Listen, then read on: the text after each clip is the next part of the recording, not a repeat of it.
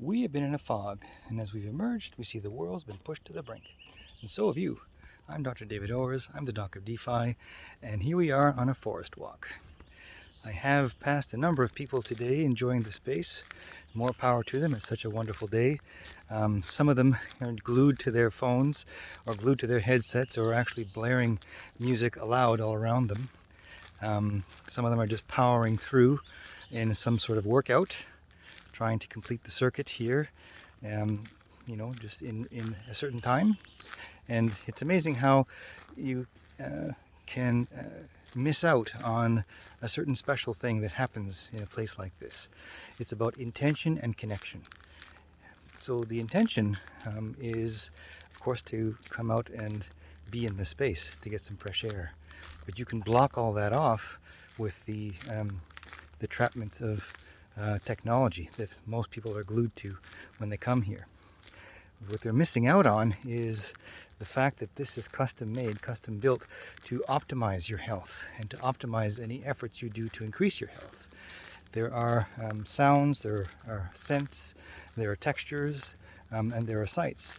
And there are different color and wavelengths of color filtered through the canopy that actually improve and actually activate up to 600 receptors in the brain and in the lungs and in the immune system that optimize your health in ways that you can actually shut off if you're sort of plugged in.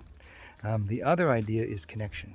So the idea that we connect to nature, that we belong, because it activates a hormone that opposes cortisol. And of course, cortisol is something that we all have firing way too often and for way too long. And there are opposing hormones. One of them is called oxytocin, which is the hormone of connection, hormone of belonging. It's the hormone that increases when you get a hug or when you receive care, when you give care. So that's with another individual of your choice. That's fantastic. But you can also do that similarly here in nature, and you get a different hit of that. And those things combine to produce quite a lot of benefit. And that sort of extends to the metaverse and the crypto space, because you can enter that with intention and connection as well. Certain projects have communities associated with them, and you can have an interest similar to what is going on in that community. And that can form a sense of belonging, a sense of connection. And it sort of customizes your way through the space. And as well, there is intention. Now, of course, you can intend on going in to create generational wealth, which is certainly a very common goal for many people. But there are other goals as well.